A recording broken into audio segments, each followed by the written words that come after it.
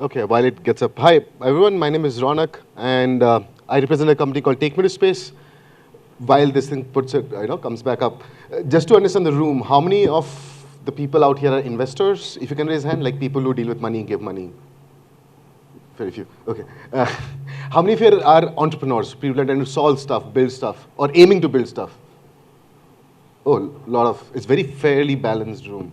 Fair. Because, when you talk to the investor community, you say a different story. When you talk to entrepreneurs, you say a different story. I'll be honest, right? Can I get a clicker? Thank you so much. Okay. As Take Me to Space, we are trying to do something very simple. Data centers have been existing, I don't know, since last 20 years. We're just trying to do the same in orbit, in space, right? And as a company, like as an individual, I have been working on this since 2022. Of course, now everybody's talking about it because thanks to our Western world, when Mr. Musk or China or Google or cowboy space, for that sake, when people start talking about it, we suddenly start believing, okay, if they're saying there's some truth to the pudding, right? Now everybody's talking about it. Now, if I may ask, how many of you have heard about the word orbital data centers of late? Oh wow, all of you. I come from a time when I had to fight with people, trying to say, bhaiya, data center na upar banega. And I had to defend against solar farms and what have we. Like the whole fact that computing is going to scale is, I'll give you some data points, right? India today produces from an energy production point of view, it has 520 gigawatts of energy installed capacity. We plan for a capacity utilization of 400 gigawatts, out of which 40% goes to the tier 1 buildings. Because guess what, our buildings, which used to, 10 years before used to be 1 kilowatt, has gone to 5 kilowatt per flat. Each home today, because we have air conditionings and what have we, right? 40% goes to the buildings. The rest 40%, okay, the rest, is it dead? Am I audible? Yeah, perfect. So the rest 40% goes to the industries. And here's the lay of the land. How many of, in industries today, there's a concept called power holidays. Industries have to mandatorily shut down on a Friday or something so that they can do load shedding and they can give power to the homes. Of course, if you're a Micron or if you're a very big industry or a Foxconn, you don't get power holidays. You don't get power holidays. It's usually the MSME that get impacted. Rest 20% energy is used for everything else.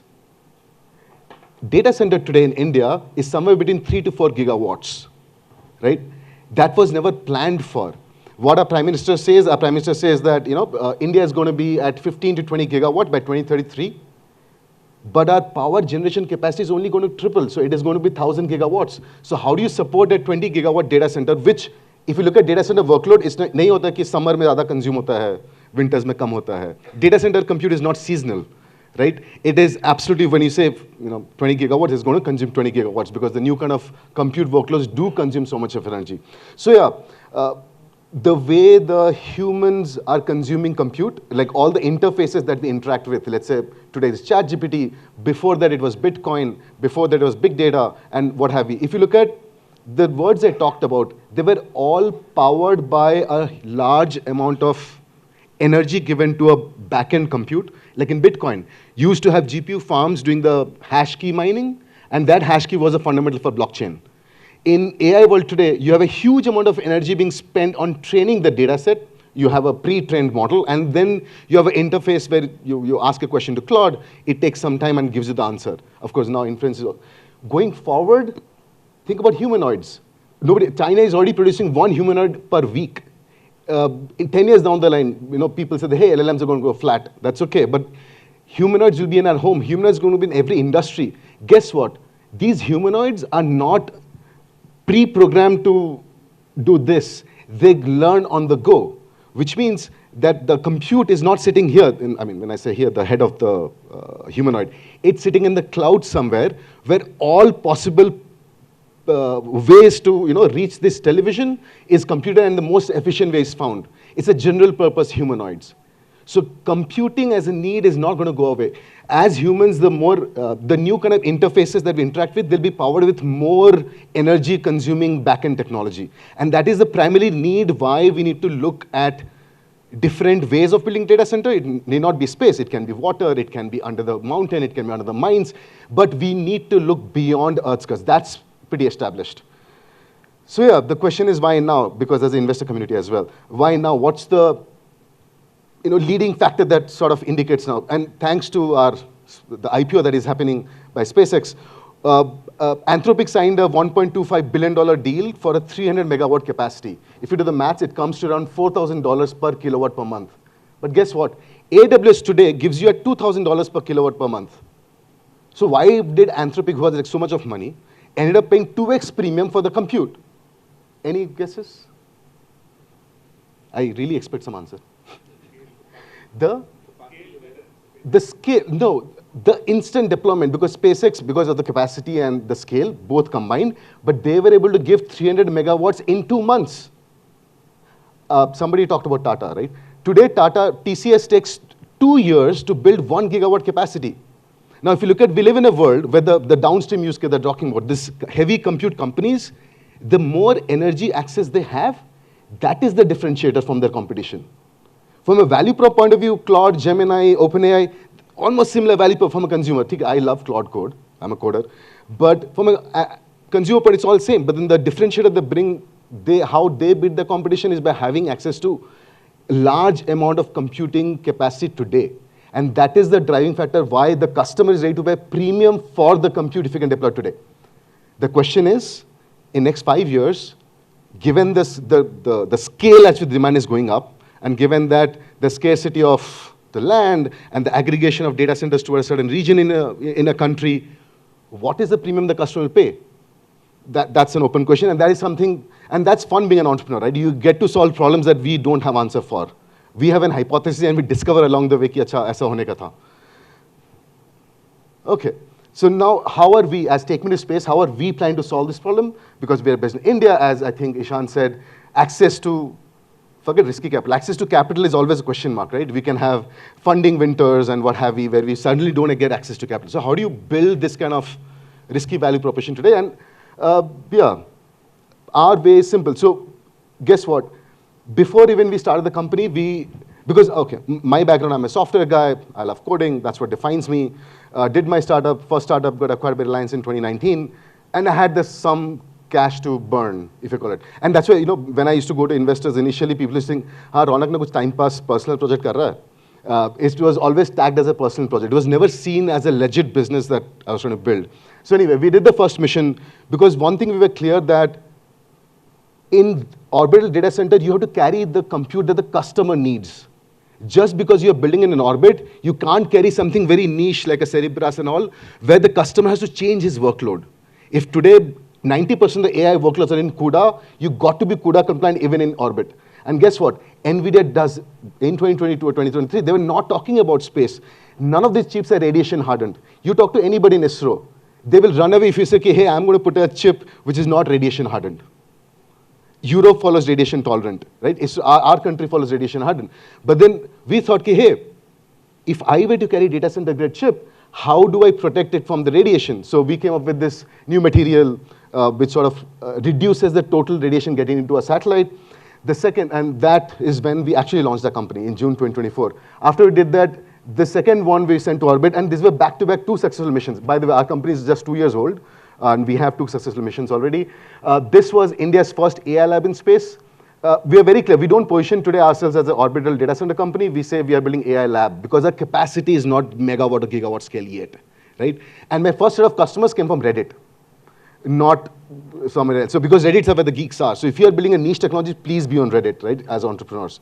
So yeah, first set of customers came from Reddit, from Malaysia and stuff, where people were interested to upload their AI model for a Earth observation use case.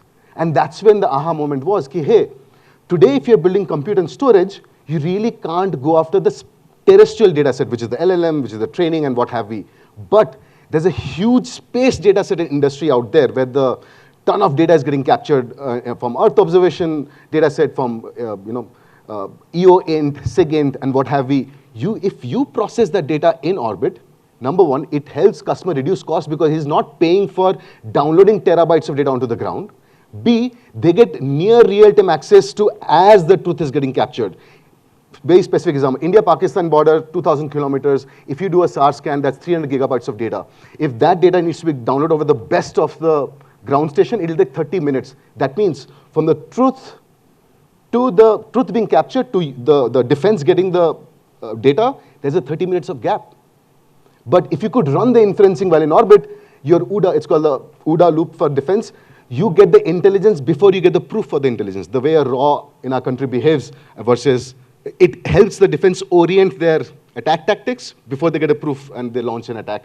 So yeah, our first satellite, the third satellite, sorry, was launched on January in PSL. We lost the satellite because PSL blew up. Now it's going on Falcon 9. And just to show you, it is sort of the first data center node of India's data center node in space.